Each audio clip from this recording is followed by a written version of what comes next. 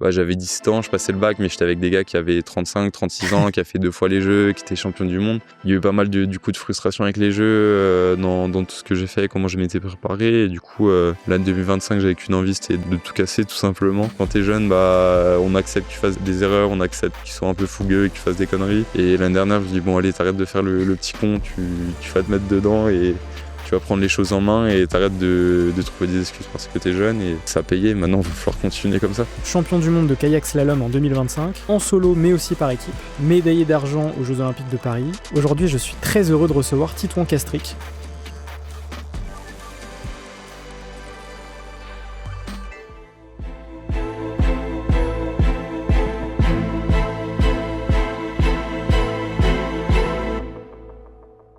Pendant longtemps, je savais que je devais m'intéresser à l'investissement, et comme beaucoup, j'ai repoussé. Parce que quand tu es entrepreneur, tu es déjà à fond sur ton business. Tu te dis, je verrai plus tard. Et ces derniers mois, j'ai réalisé que si je construisais des projets sur le long terme, je devais aussi penser à mon avenir personnel, parce que personne ne va le faire à ma place. Et IG m'a aidé à passer ce cap, en me donnant un cadre clair pour investir en actions et en ETF. Tu peux commencer simplement avec des achats fractionnés dès 10 € et ouvrir un compte facilement. Si tu attends le moment parfait, c'est comme dans l'entrepreneuriat, tu risques d'attendre longtemps. Alors pour passer à l'action dès maintenant, le lien IG est en description. Merci à IG pour cette collaboration commerciale.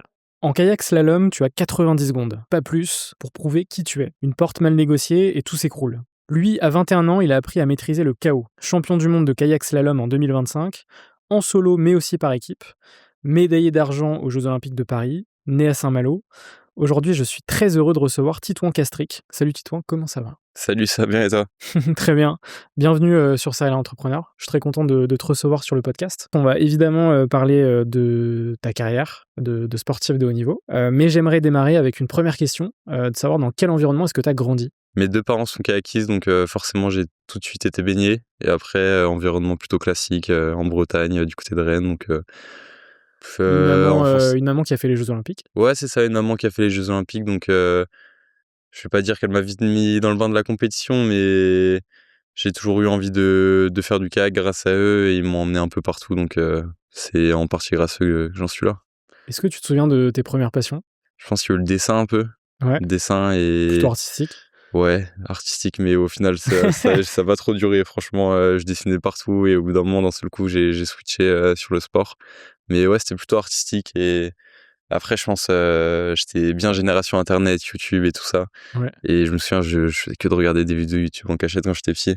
T'as des créateurs en tête ? Je me souviens même pas. Quand j'étais petit, je regardais des vidéos Minecraft, des conneries de comme gaming, ça. etc. Ouais, de tout, franchement. Et je sais pas, j'ai un peu découvert le monde un peu de l'internet comme ça. Et c'est un truc, dans ma famille, on n'était pas trop là-dedans, donc je pense que c'était une bonne passion quand j'étais petit. Ouais. Avant le kayak, t'as testé des sports, notamment le handball, si je dis pas de bêtises. Ouais. Combien de temps ça a duré avant que tu te dises non, en fait, il faut que je fasse du kayak ?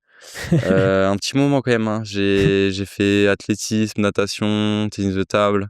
Je pense jusqu'à mes 15 ans, je faisais 2 voire 3 sports encore. Ouais, Non, t'as 14 bien ans. testé. Donc ouais, j'ai bien testé, mais j'adorais ça. Franchement, j'aimais bien un peu toucher à tout. Et il y avait le handball où j'étais sport co, ça me régalait d'être avec les copains, d'être avec l'équipe, le tennis de table. J'adorais jouer, j'aimais pas trop les compètes, c'était un peu trop nerveux pour moi. Ouais. Mais au final, je me suis rendu compte que c'était vraiment le cas qui me plaisait, l'aspect nature, partir avec les potes dehors, à la montagne, en Bretagne, sur les rivières. Donc je suis resté là-dessus. Et en plus, c'était là-dessus où j'avais pas trop cet esprit-là au début, mais c'était là-dessus où j'étais le meilleur en plus, donc je suis resté là-dessus et voilà. Qu'est-ce qui a fait basculer justement ce hobby à la base à quelque chose de beaucoup plus sérieux, et même une obsession en fait, de se dire demain j'aimerais faire des compètes internationales ? Je pense que c'est venu assez tard, j'ai vraiment eu du mal avec les compétitions au début. Je trouvais que c'était beaucoup de stress et beaucoup de s'imposer des choses pas forcément hyper agréables pour juste aller chercher une médaille, un podium. Donc au début, j'y allais plutôt pour m'amuser et j'aimais justement pas trop cet aspect stress et tout ça. Mais je pense vers mes 15-16 ans, j'ai commencé à côtoyer des personnes qui, eux, étaient à fond compète. Et ça m'a bien switché quand tous les jours, t'as les copains qui te taquinent, qui te mettre un peu la pression pour aller chercher toujours un peu plus haut. Donc ça m'a bien fait switcher et je pense que c'est en partie grâce à mon entourage de copains avec qui je m'entraînais que ça a changé. Ouais. Quand tu passes justement en compétition, est-ce que Un peu de ta première compète? Ouais, je regardais des vidéos justement il y a pas longtemps, je devais en envoyer des vidéos il y a pas longtemps, mais c'était en 2000, j'avais 8 ans, donc 2010 il me semble, à Cervon-sur-Vilaine, je sais pas Waouh. si tu connais, Oh, bien sûr. à côté de Rennes. Mais ouais, j'étais tout petit, c'était marrant, c'était pas de la compète, c'était juste, Oui, tu le vis pas aller comme ça. ça, si tu vas le dimanche avec tes copains à Cervon, dans la boue, te marrer et faire une descente de kayak et c'était ça le principal. À quel moment ça va devenir, quand tu vas commencer à faire des circuits, internationaux, autour de 16-17 ans? Comment est-ce que tu as vécu tes 1res compètes internationales? Là, j'imagine qu'il y a plus de pression, plus de Ouais, après nous, on a une génération un peu spéciale parce qu'on a vraiment eu le Covid, pile poil c'est vrai. dans nos années, on va dire de développement. Donc Ouais. j'avais 15-16 ans, il me semble, quand il y a eu le Covid. Donc en fait, pendant 2 ans, on n'avait plus le droit de courir, plus le droit surtout de courir à l'international et du coup, j'ai réussi à me sélectionner juste après que les compétitions réouvrent et donc en fait, ça faisait 2 ans qu'on voyait plus de courses internationales, plus personne, connaissait le niveau de quiconque et donc Il je y suis avait tout à arrivé, faire. il y avait tout à faire et moi je suis arrivé, je me suis dit: «Bah, je suis bon en France, je me suis sélectionné et maintenant on va voir» et je suis allé au culot et ça a hyper bien marché. J'ai gagné ma première course, direct d'entrée de jeu et je pense que ça m'a mis direct dans le grand bain et surtout je pense que c'est en partie grâce à ça que j'ai réussi à monter assez vite. C'est que j'ai réussi à souvent saisir, l'opportunité directe, au bon moment et passer les échelons comme ça. Pour, parler de kayak, slalom, comment est-ce que tu pourrais, nous présenter ce sport aux gens qui ne connaîtraient pas, le kayak slalom? Déjà kayak slalom, on a 2 disciplines, on a le kayak et le canoë. Donc certains font les 2, moi je fais uniquement le kayak. Mais du coup, en kayak, donc on est dans un bateau assis avec une pagaie double et du coup on va descendre une rivière, souvent artificielle maintenant, donc qui fait entre 200 et 400 mètres avec, du coup entre 18 et 25 portes. Donc dans ces Tu pas 18 et loin. 25 portes c'est ça, il y a des portes vertes et 6 ou 8 portes rouges donc les portes vertes qu'on va descendre dans le sens du courant et les portes rouges qu'on doit remonter dans le sens inverse du courant et une touche, si on touche les piquets des portes, c'est 2 secondes ajoutées à notre chrono et si on rate une porte, c'est 50 secondes, donc c'est éliminatoire, on va dire, 50 Waouh. et voilà et donc ça demande beaucoup déjà de force parce que faut le tirer le kayak, faut se tirer. Après pas mal de gainage parce que faut le tenir le bateau, en fait, si on a de la force mais qu'on n'arrive pas à le transmettre dans le bateau, ça sert à rien et après c'est surtout un gros aspect mental parce que on prend beaucoup de risques et ça on passe souvent à côté donc faut rester dedans et faut savoir, rester sur son projet et Ouais. essayer de partir de là-haut et jusqu'à la 25e porte, jusqu'à la cellule d'arrivée, de rester dedans et voilà. En 2021 donc, enfin après, la période Covid, même si en 2021 on est toujours, on était toujours à ce moment-là dans ces aspects-là. Comment est-ce que ça se passe, ta carrière? Est-ce que tu as déjà en tête, les JO de Paris, j'imagine? Non, pas du tout. Pas du tout? Non, non, pas du tout. Bah, justement, c'est ce que je te parlais, c'était ma première compétition internationale. Première fois que je me sélectionne en junior, du coup. J'avais 16 ans, donc Tu vois même pas la trajectoire en te disant: «OK, non, parce qu'en fait, avant les sélections, nos sélections arrivent à peu près en avril, donc avant les sélections, t'es rien, t'es même pas sélectionné en junior et surtout la transition entre junior et senior, elle est énorme. C'est quand t'es junior, t'es un enfant encore comparé au senior, donc je faisais mes trucs, je faisais de mon mieux et ça s'est très bien passé cet été-là, donc déjà j'ai pris ce qu'il y avait à prendre, mais justement ces bons résultats m'ont permis de venir m'entraîner à Paris, de ouais». venir m'entraîner avec les meilleurs, Français et c'est vraiment là que je pense ça fait la différence. Je suis passé du petit jeune, je suis resté le petit jeune, mais j'étais le petit jeune qui s'entraînait avec les meilleurs Français et j'étais un des seuls à ce moment-là dans ma catégorie à le faire et j'ai vraiment réussi à prendre le wagon, on va dire et ça a hyper bien marché par la suite. Et donc, 2021, tu quittes, ta Bretagne, natale, pour, rejoindre Paris justement. À quel point, ça va s'accélérer ensuite? Entre 2021 et 2025, il va se passer énormément de choses, jusqu'aux JO de Paris, jusqu'au au championnat du monde que tu vas remporter. À quel point ça a été ultra intense dans ta carrière et dans Ouais. ta vie, en fait? Bah, je pense qu'il y a eu vraiment cette transition déjà de la Bretagne à Paris et surtout, j'étais encore au lycée à cette période-là donc 1er titre de champion du monde junior. Je me dis: «Allez, je saisis l'opportunité, je pars à Paris m'entraîner» et du coup, j'étais encore au lycée donc année de bac en plus donc déjà la transition était un peu compliquée parce que quand tu finis la saison, du coup, tu arrives, 3 semaines après tout le monde, tu fais ta rentrée après 3 semaines après tout le monde donc c'est un peu compliqué sur le plan études et tout ça.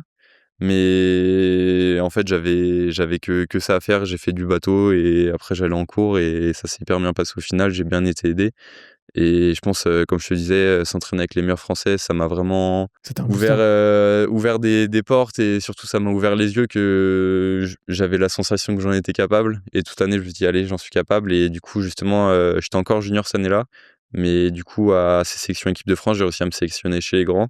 Mmh. Alors que c'est un truc, honnêtement je disais: «Putain dans mes rêves peut-être ça peut le faire» mais je me dis: «Allez, tu vas te présenter aux sélections, tu vas tenter ta chance» et ça l'a fait et justement se sectionner en équipe de France chez les grands, c'est vraiment, l'ouverture des portes, tu découvres un nouveau monde, tu cours beaucoup plus de courses internationales du coup pendant l'été et moi ça fait une énorme différence d'avoir une année tout en étant hyper jeune, d'avoir, cette expérience, de fou, de rencontrer énormément de personnes et je pense que c'est vraiment ça qui a fait la différence.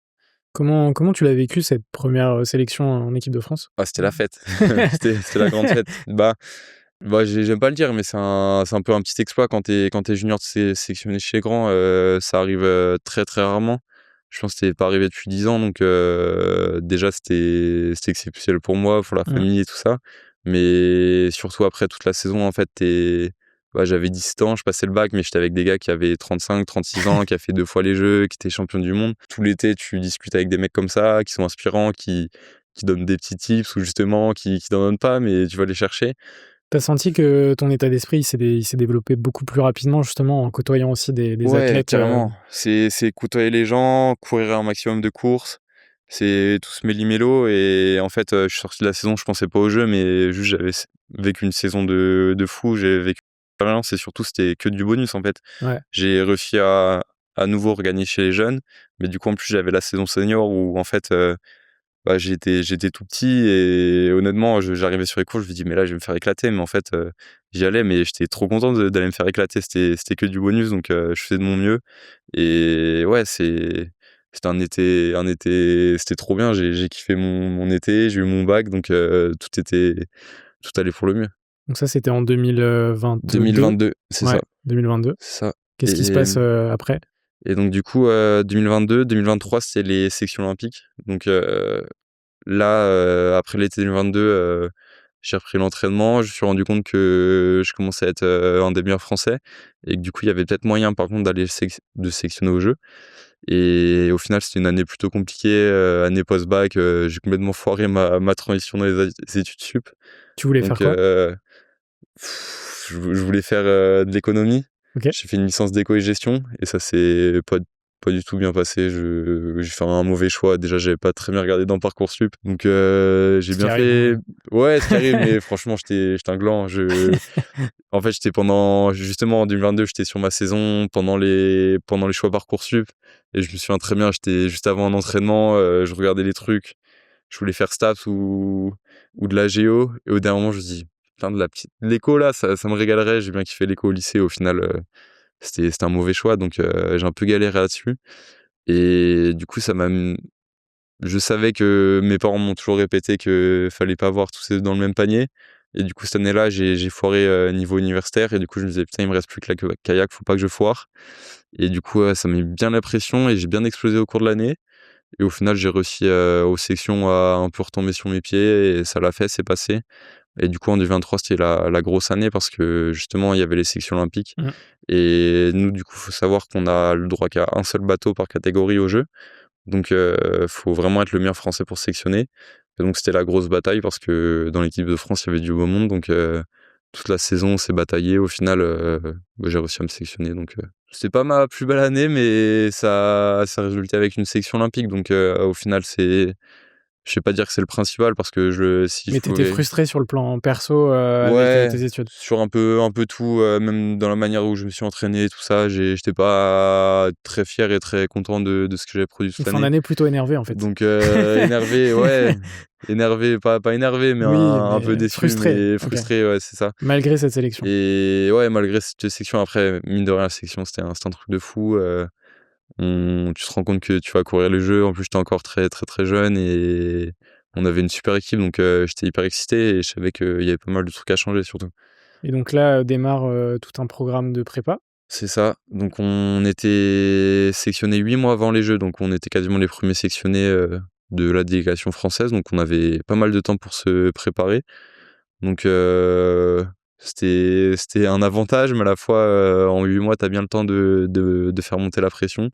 Donc pareil, belle année sous la pression et du coup, on arrive au jeu et au jeu, il s'est passé ce qui s'est passé, j'ai réussi à faire une médaille et voilà. C'est quoi un rythme de prépa quand on prépare les Jeux olympiques, à ce moment-là? Ça dépend vachement de la période, mais on va dire que c'est minimum 2 entraînements par jour. Donc 2 entraînements par jour, ça peut monter à 3. Donc cette année-là, on avait fait une belle année, on avait fait pas mal de stages au chaud. On était parti à La Réunion, en décembre et en Australie en janvier, donc on avait fait pas mal de temps à l'étranger, mais ouais, le plus important, je pense, c'est d'y croire à sa prépa surtout et de faire du mieux qu'on peut. Donc cette année-là, on a fait du bon boulot avec, l'équipe, donc c'était cool.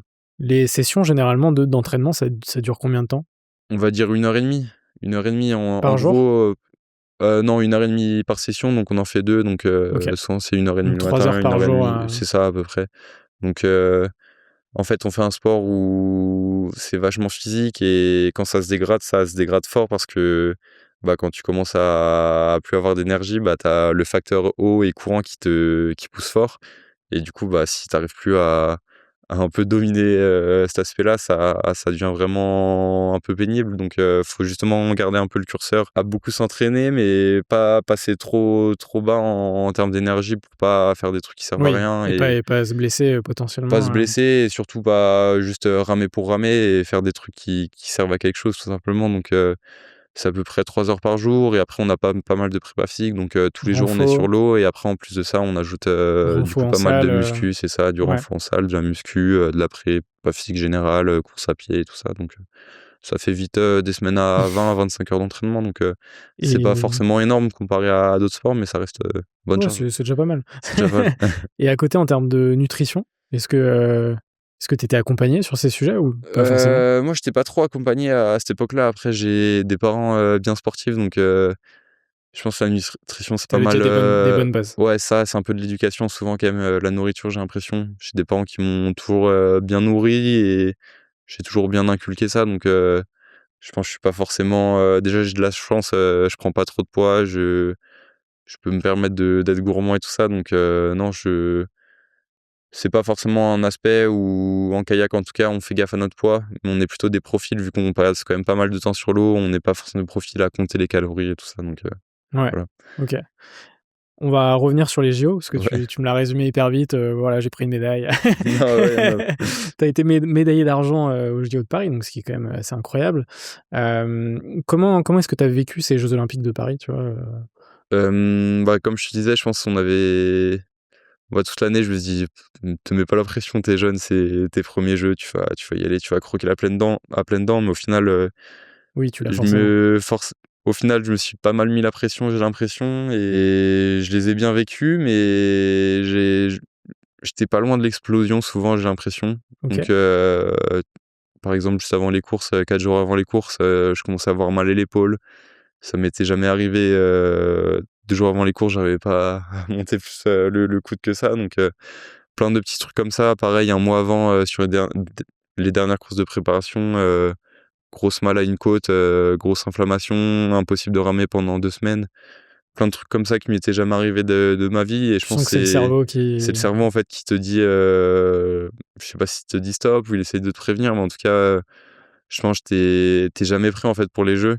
Moi, je me suis convaincu toute l'année que j'étais prêt, que j'allais arriver et de toute façon que ça allait le faire et au final, en fait, j'ai eu plein de petits événements comme ça qui ont mis un peu de rouille dans la chaîne, quoi, ouais. mais Tu as eu une partie prépa mentale ou pas? ouais, carrément. J'étais pas suivi par un prépa mental, mais mon coach, justement, lui, se forme là-dedans et comme ça, on fait vraiment de la prépa mentale, OK. orientée, pour le bateau et tout ça. Donc je pense que c'est peut-être un côté où on n'a pas forcément été hyper bon et lui aussi, c'était ses premiers jeux. Je bossais avec, bah, je bosse encore avec un coach qui était plutôt jeune. Donc on a un peu grandi et passé les étapes ensemble. Donc c'était vraiment le grand bain et je pense que ça nous en a mis Ouais. plein la gueule, sur tous les jeux à la maison. On s'attendait que ce soit énorme, mais en fait, tu jamais assez préparé, comme je disais tout à l'heure et c'était trop bien, mais j'ai toujours eu un peu, j'ai l'impression, cette épée au-dessus de la tête et même après les jeux, j'ai eu vraiment du mal à vraiment me lâcher et profiter de l'événement, quoi, j'ai l'impression. Ouais. Justement, quand tu as eu cette, médaille d'argent, tu dans quel état d'esprit? J'étais j'étais hyper déçu, en fait, je me voyais gagner, en fait, c'est passé juste derrière. Et on m'a bien rappelé en plus que j'étais limite trop déçu, pour ça, donc bah, il y avait cette déception et en plus cette frustration que tout le monde te rappelle: «Mais arrête de faire la gueule, Mmh. souris», donc je pense qu'il y avait un peu les 2 facteurs. Mais après au bout d'une journée, d'une soirée, je me suis rendu compte quand même c'était trop bien et qu'il fallait en profiter. Mais déjà on avait le kayak cross aussi qui enchaînait juste après la médaille, donc j'ai pas fait ma médaille et je suis pas allé Oui, en boîte, juste après, il a donc vite fallu se reconcentrer. ouais, c'est ça, fallait vite fait se reconcentrer, donc tout je sais pas, c'était un peu un mix et bah, je vais le répéter encore, mais je pense que j'étais pas prêt et il y a tellement d'émotions, c'est tellement du concentration d'événements, rapprochés, ça va trop vite et tu as les copains dans les tribunes, tu as les parents, c'est tout va trop vite et je pense que j'ai eu du mal un peu à gérer tout ça. Mais quand je regarde, c'était une expérience de fou, c'est tous les 100 ans les Jeux à Paris, donc déjà j'ai eu Clair. la chance d'être, dans la bonne C'est génération. incroyable. J'ai bien profité, je repars avec une médaille, donc au final, tout est pour le mieux, même si sur le coup il y a eu cette frustration, mais au final cette frustration, j'ai l'impression qu'elle m'a fait du bien, elle m'a permis de réagir par la suite et justement de faire Et une puis belle année. ça reste des apprentissages, Ouais, effectivement, hein. carrément. Tu jeune, au moment des Jeux, tu as 19 ou 20 ans. Ouais, 19 ans, c'est 19 ça. ans, donc 1re médaille à 19 ans, bon. Ouais, ouais, c'est ça, Mais c'est après, je peux comprendre aussi le fait d'être ultra exigeant et de vouloir toujours faire plus, ce qui est, normal aussi, quand tu es mmh, sportif. Je peux comprendre, cette mini frustration, qui à ce moment-là, tu devais être dans un état d'esprit de: «Putain, ouais, il j'aurais y pu avait faire plus». ça, il y avait aussi, tu sais ce que tu as mal fait ou tu sais ce Ouais. que tu as pas fait et je pense qu'il y a pas mal de trucs où Tu revois des replays de tes de mes courses? courses? Ouais, ouais, bah, de En toute se disant: «Bah, tiens, façon là, j'aurais pu faire, un peu ouais, comme ouais, au football», tu carrément, vois? carrément. Bah, en plus, j'ai fait une bonne erreur sur ma finale, donc OK. en plus, on te la montre, parfois justement, tu fais des trucs avec des médias, ils te remettent ta course, devant toi Toujours avec les sympa. commentaires et tout. Toujours sympa, parfois c'est cool, parfois c'est moins cool, mais non, ouais, je l'ai bien revu, mais pareil, c'est dans la préparation, dans plein de trucs, où tu penses pas avant les jeux et en fait, les jeux te permettent de te rendre compte de plein de choses qui vont pas ou justement qui vont bien. Mais en tout cas, c'était un je sais pas, j'entendais tout le temps avant les jeux que les gens disaient, juste vivre les jeux, ça te permet de prendre 4 ans d'expérience et je me disais: «Bah, les gens ils abusent un peu», mais au Il final, faut je suis un plus peu d'accord. ouais. C'est c'est tellement le grand bain que ouais, au final ça te mouille bien et au final tu t'en ressens grandi. En tout cas, moi j'ai l'impression que ça m'a un peu aidé. Comment est-ce que tu as vécu l'aspect, média? Les interviews? On a été plutôt bien préparés parce que justement vu qu'on était sélectionnés 8 mois avant, on a eu le temps un peu de se préparer à ça et d'avoir un peu la sauce qui montait avec, dès l'annonce des sélections, un peu l'arrivée des médias, donc ça s'est plutôt bien passé. Mais justement avec, la compétition de cross qui commençait juste après la médaille, en fait, c'est un peu un taf de faire les médias pour nous. On est un petit sport, donc quand tu as un moment où tu es mis à la Ça te lumière, prend, bah, de l'énergie de ouf, oui, oui, mais en fait, faut le prendre, ce moment où tu oui. es à la lumière, parce que si tu le prends pas, bah, tu rates le wagon et tu l'auras plus et en plus, tu prends pas les contacts et tout ça, donc j'ai pas été déçu, mais je pense que justement ce fait d'avoir le cross qui commençait juste après, ça m'a un peu saboté, on va dire, donc Tu sais que c'était bien. ça a de l'importance, Bah, la ouais, en suite, fait, quoi. tu obligé, notre taf, c'est d'être bon, mais après si d'être bon, c'est bien, mais pour être bon aussi, il faut avoir un peu d'argent et pour avoir de l'argent, bah, faut passer par là, donc je savais qu'il fallait le faire un maximum et justement pas refuser les opportunités, donc j'ai essayé de faire un maximum et ça s'est plutôt bien passé. On va parler de 2025 et de l'année dernière, avec, ton titre de champion du monde, Mmh. en solo et par équipe, c'était en Australie. Est-ce que tu peux me raconter tout ça? Il y a eu pas mal de du coup de frustration avec les jeux, dans tout ce que j'ai fait, comment je m'étais préparé et du coup, l'année 2025, j'avais qu'une envie, c'était de tout casser tout simplement.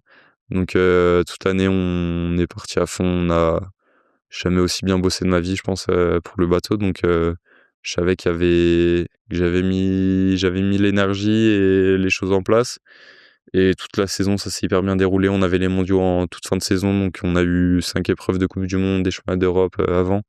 Donc toute la saison se passe super bien, je fais une médaille aux Europes, je remporte le classement général à la Coupe du monde, donc je savais que j'étais en forme et que je pouvais le faire. Et les mondiaux, ça s'est, bah, pas passé parfaitement, mais quasi, je passe les qualifs, je gagne la demi et en finale ça passe aussi devant, donc c'était parfait. Et j'avais vraiment envie de me prouver à moi-même que j'étais capable d'aller chercher les C'était avant-postes sur toute la saison et pas que sur une seule compétition, une seule coupe du monde. Donc là, toute la saison, j'ai réussi à rester constant, j'ai réussi à gagner mon premier titre majeur, donc c'était parfait. Il y avait la famille, c'était en Australie, j'adore l'Australie, donc c'est nickel. Tu sens que l'exigence et la discipline, ça a fait la diff, Ouais, carrément, je pense que j'étais toujours, un peu le petit jeune qui, justement, était content qu'il soit traité comme petit jeune, parce que quand t'es jeune, bah, on accepte que tu fasses des erreurs, on accepte que tu sois un peu fougueux et que tu fasses des conneries. Et l'année dernière, je me dis: «Bon allez, t'arrêtes de faire le petit con, tu vas te mettre dedans et tu vas prendre les choses en main et t'arrêtes de trouver des excuses parce que t'es jeune». Et voilà, et ça c'est, je pense que c'était la bonne mentalité. J'ai réussi à mettre la rigueur et je pense que c'était cette rigueur qui m'a pas mal manqué ces dernières années, donc ça a payé. Maintenant, il va falloir continuer comme ça. ouais, c'est clair. Est-ce que tu sens qu'il y a eu un avant et un après, ces championnats du monde? Pour l'instant, je peux pas te dire parce que C'est c'est tout pas tout récent? récent, mais on n'a pas refait de course depuis.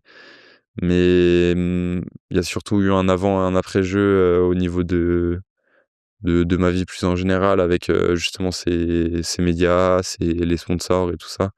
Les jeux, ça fait quand même vraiment la différence, et un titre mondial, en fait, je pense que j'ai surtout eu la chance de faire une médaille aux Jeux et là, de pouvoir continuer sur un titre mondial, parce que si j'avais juste fait un titre mondial, je pense que ce serait passé un peu sous les radars, au niveau de la presse française et tout ça. Et donc je pense là, on a eu la chance d'être un peu propulsé par les Jeux et Ouais, voilà, d'être, à la lumière un peu. trop cool. On va parler maintenant un peu d'entrepreneuriat, même si, le sport, c'est de l'entrepreneuriat et le fait d'entreprendre une carrière à haut niveau, c'est de l'entrepreneuriat. Mais du coup, à 21 ans aujourd'hui, comment tu gagnes ta vie? Justement, du coup, pas mal par les partenaires, les mécènes. Donc c'est pour ça l'importance de faire les médias, parce que si tu pas vu, bah, ça sert à rien que des boîtes mettent, de l'argent sur la table si on ne voit nulle part. Donc c'est plutôt par les mécènes, et après j'ai un contrat aussi avec mon club et l'Agence nationale du sport. Donc ça va bien, j'ai de la chance, j'arrive à vivre de mon sport et de ma passion, donc j'ai beaucoup de chance. Est-ce que tu penses, déjà, «carrière» entre guillemets, justement, tu te projettes sur, évidemment le pendant, mais aussi, l'après potentiellement en préparant tout ça, dès aujourd'hui? Je sais que c'est une question un peu, Ouais, difficile, mais ouais, bah, on est obligé. De toute ouais, façon, en kayak, bah, mes parents et de toute façon notre entourage dans le milieu du kayak, nous a toujours dit que même si on sera très bon, ce sera compliqué d'en vivre. Donc déjà, j'ai de la chance d'en vivre depuis 3 ans maintenant. Donc c'était assez inespéré, ça, par exemple, mais forcément, du coup, on nous oblige à assurer nos arrières. Donc moi, je te disais, j'ai un peu raté ma transition universitaire. Et ça m'a bien pesé parce que, du coup, j'étais très bon en bateau, mais en fait, du fait d'être très bon en bateau, j'étais toujours avec des gens plus jeunes, juste plus vieux, qui avaient justement, eux, déjà fait leurs études et tout ça. Et je pense que je suis quelqu'un justement je me fais un peu influencer par mon entourage, et du coup, j'avais personne, avec moi qui me mettait vraiment là-dedans, et c'est surtout de ma faute, et donc j'ai un peu raté cette transition-là. Et je sais pas trop ce que je vais faire par la suite, donc c'est un peu la grande réflexion du moment, mais quand tu vois des trajectoires à la Tony Estanguet, qui lui était un champion de canoë, heu, est-ce que ça t'inspire aussi, honnêtement, je sais pas, je te parlais du stress en compétition, je suis encore en train de me dire que déjà je me fais pas mal stresser avec la compète, si je peux m'éviter d'avoir à gérer des trucs aussi stressants que ça m'arrangerait. Donc OK, franchement, c'est une carrière magnifique et tout. Je pense que c'est un gars hyper ambitieux et il doit se régaler dans ce qu'il fait, mais je sais pas si je me vois faire tout ce qu'il fait et avoir autant d'importance pour les événements, pour la ouais, France et tout ça. c'est un autre métier. C'est un autre métier, ouais. Je crois que je préfère avoir un truc, un peu plus tranquille. Et honnêtement, je sais pas du tout. J'essaie de pas me fermer de porte et déjà de profiter de ma carrière et aussi de profiter de C'est ma clair. carrière pour, justement, explorer un peu et rencontrer du monde, créer des contacts et Profiter du voir, moment, c'est c'est ça. hyper important, ouais. Profiter du moment, et surtout, on a la chance, bah, moi, j'ai des parents qui ont été toujours dans le milieu du kayak, donc j'ai vraiment été dans un cocon kayak depuis que je suis tout petit, donc essayer de m'ouvrir. Ma mère m'a toujours dit qu'il fallait que je m'ouvre et pas que je reste uniquement focalisé sur le milieu du sport et on verra pour la suite. Mais Aujourd'hui, tu prépares quelle compète? Outre Los Angeles? les championnats du monde, on a la saison du coup 2026, c'est le début de nos sélections olympiques, donc ça commence à rentrer dans le grand bain à nouveau. Donc on a les coupes du monde et les championnats du monde à préparer, donc c'est ça les objectifs. Un agenda plutôt chargé. Plutôt chargé. Après ça va, on a un sport estival, donc tout l'hiver on est tranquille. On est tranquille niveau compète, mais on n'est pas tranquille niveau entraînement. Mais ça commence vraiment, on va dire fin mai. Donc pour l'instant ça va les compètes. Surtout j'ai la chance d'être déjà sélectionné en équipe de France grâce à la saison passée. Et ça fait bien la différence parce que quand faut aller chercher sa place, là t'as la pression parce que sur des sélections t'as jamais rien à gagner, t'as tout à Oui. perdre. Donc Il je suis suffit de pas content. grand-chose. C'est ça, il suffit de pas grand chose et quand tu passes à côté, bah tu fais une année blanche et c'est dur une année blanche. Donc là au moins j'ai la chance d'être déjà sélectionné pour me préparer uniquement pour la saison. Donc c'est un peu le grand luxe. Donc là, en hiver, le programme, c'est renfo, muscu, tout ça, quoi. C'est ça. Bah, beaucoup de bateaux aussi. Donc là, on est à Rio justement parce que on va chercher la chaleur un peu.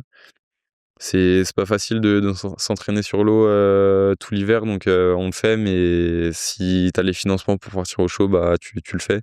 Donc moi là, j'ai la chance depuis 4 ans là de pouvoir partir au chaud, donc Trop bien. c'est le grand luxe. T'es resté combien de temps à Rio? On a fait 3 semaines. Donc normalement, on part un peu plus longtemps. Mmh. Là, on a fait que 3 semaines parce qu'on repart aux États-Unis là dans 2 semaines pour une compète de préparation. Donc ouais, l'hiver, c'est beaucoup de temps en salle, sur l'eau, donc c'est un peu. Moi, je l'aime bien cette période parce que j'aime bien m'entraîner, mais pour certaines personnes, ça peut être un peu long d'attendre à la fin de saison jusqu'au début de la nouvelle, donc Et la nouvelle voilà. saison, elle démarre à partir de... Fin mai, on a première coupe du monde en 28 mai, il me semble, donc OK. un peu le temps pour l'instant. C'est quoi ton objectif? Bah, c'est toujours la même, hein, quand on va pas sur les compètes pour s'inscrire, donc je vais faire de mon mieux, mais j'ai un titre à défendre en plus cette année. Bah, j'ai plusieurs titres à défendre, donc j'essaie de faire de mon mieux, mais j'aimerais bien gagner à nouveau le classement et le mondiaux si possible. En tant que sportif, comment est-ce que tu visualises l'entrepreneuriat, le fait d'entreprendre?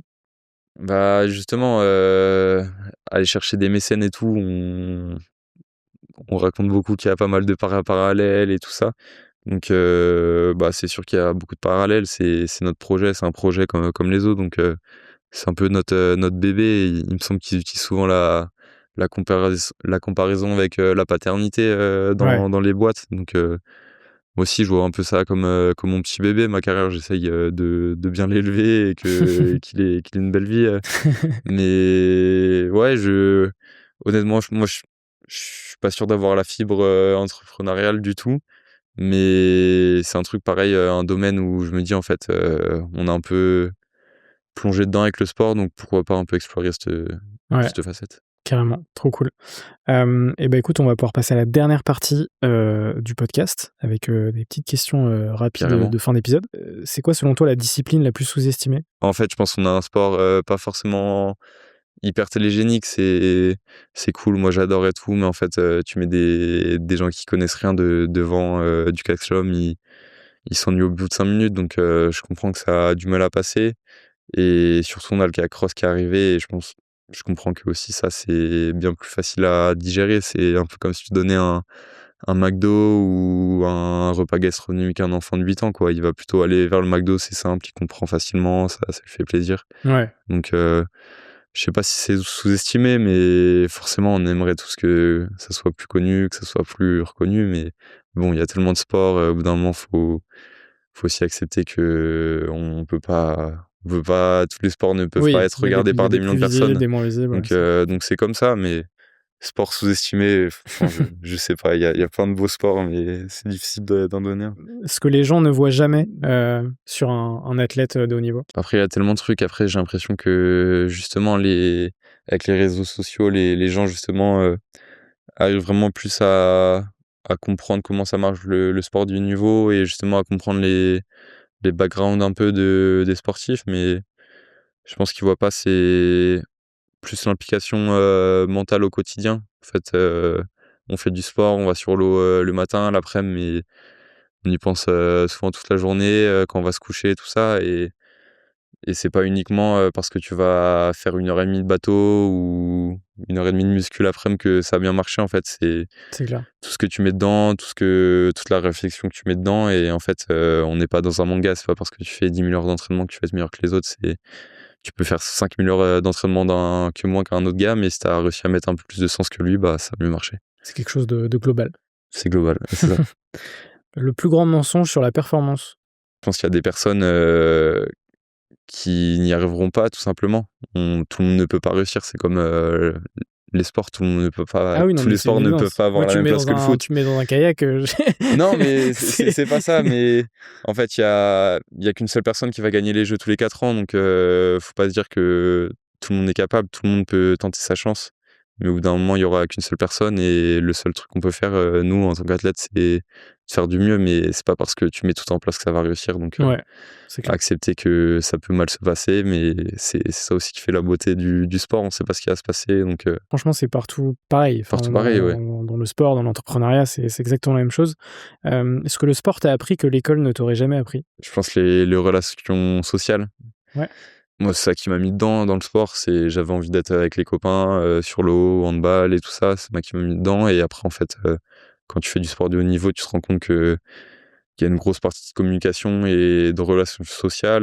Moi, je m'entraîne, avec un groupe où en fait tous les jours, on est en confrontation parce qu'on est plusieurs de la même discipline à s'entraîner ensemble. On est tous très bons, donc c'est de la grosse confrontation et il faut les entretenir ces relations, donc faut être intelligent et surtout être simple et vrai, donc je pense que c'est les relations, qui m'ont Le côté humain, côté humain, ouais, hyper important. Ouais. qui est hyper important et je pense que c'est surtout ça qui permet de durer dans le long terme. Ouais, c'est clair. Le moment où t'as failli abandonner?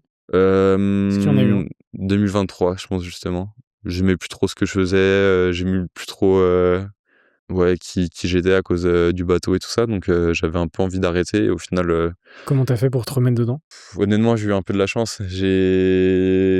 Je me disais que j'étais tellement bas que j'avais plus rien à perdre et au final, ça a bien marché et ça m'a remis dedans, donc c'est en partie les résultats et le fait que ça me sourisse un peu les résultats qui m'a refait partir, mais OK. je pense que c'est un peu pour ça que j'ai eu de la chance, mais aussi, je pense que c'était un moment où je me suis un peu justement isolé socialement à cause de tout ça et justement de me rapprocher de mes copains, de recréer du lien, ça fait la différence. Ouais. Ton pire défaut de compétiteur? La projection. Je pense que je me projetais beaucoup et encore je me projette un peu trop, mais trop se projeter au lieu d'être, vraiment dans l'instant présent et imaginer tous les scénarios qui soient terribles ou radieux, mais trop de projection, je pense.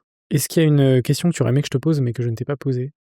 Justement sur, l'importance de l'entraînement collectif ou juste des relations sociales dans un sport, individuel. On peut en parler. On peut en parler? Ouais, c'est clair. Beh, Parce qu'effectivement, le kayak, c'est un sport individuel, mais où il y a aussi, il y a aussi du par équipe. Mmh. Et c'est quand même un sport où effectivement toute l'année tu t'entraînes avec des collègues. C'est ça. Donc Le par équipe, en fait, il est hyper minime. Nous, tu l'as présenté tout à l'heure, on a un titre par équipe cette année avec l'équipe de France, mais en fait, c'est très rare. OK. c'est pas rare, mais ça présente en fait, on n'a pas du par équipe au jeu, donc au final, on s'entraîne pas du tout pendant l'année, c'est un peu vraiment en bonus. Donc le par équipe, il compte pas trop, mais ce truc de s'entraîner justement, moi quand je suis arrivé et que j'étais jeune, c'était un truc qui se faisait pas du tout. Tout le monde s'entraînait un peu dans son coin. Il y avait des groupes, mais justement c'était des groupes, avec des personnes de disciplines différentes. Comme ça, il y avait pas d'ambiguïté, on va dire et les gens étaient hyper discrets, ne partageaient pas leurs vidéos par exemple, leurs chronos, leurs méthodes d'entraînement et nous c'est un truc, je pense on avait envie que ça bouge et de toute façon, on se rendait compte que c'était pas la manière, de réussir de se cacher tous dans son coin et de s'entraîner dans son coin. Donc on a monté un groupe et on est montés tous ensemble et c'est trop bien, on Ouais, partage l'état des d'esprit, il moments. est trop cool. L'esprit est trop cool, après on a de la chance, pareil, c'est un peu de la chance parce qu'on est à peu près de la même génération, on s'entend bien, on a à peu près le même niveau en bateau donc Ouais,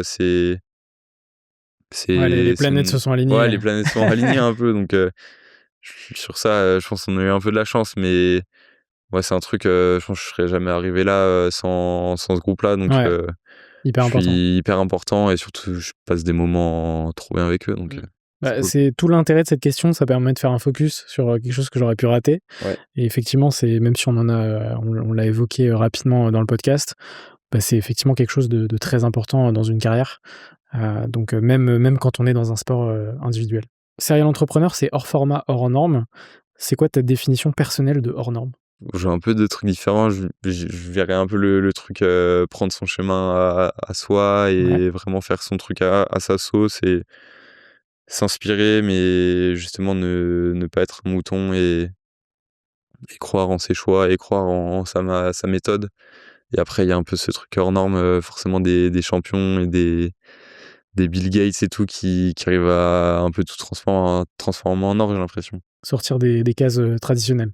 Ouais, sortir, après, j'ai l'impression, nous dans le sport souvent tu dans une case, traditionnelle, mais justement par tes résultats, tu sors de cette Ouais case alors qu'au final tu fais la même chose. Mais il y a aussi ce hors norme, de faire les choses différentes qui te permettent, et pour d'arriver à autant, sa chaque fin. parcours, est unique. Ouais, Malgré, complètement. le fait que ce soit le même sport, les mêmes compétitions, Ouais, c'est ça qui fait la diff, je pense. ouais, c'est sûr.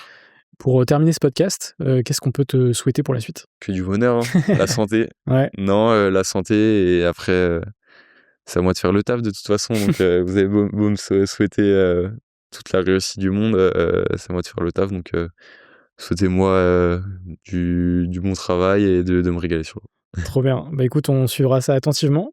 Merci beaucoup, d'avoir, accepté cet épisode. Merci à toi qui nous a écoutés, regardés. J'espère que ça t'a plu.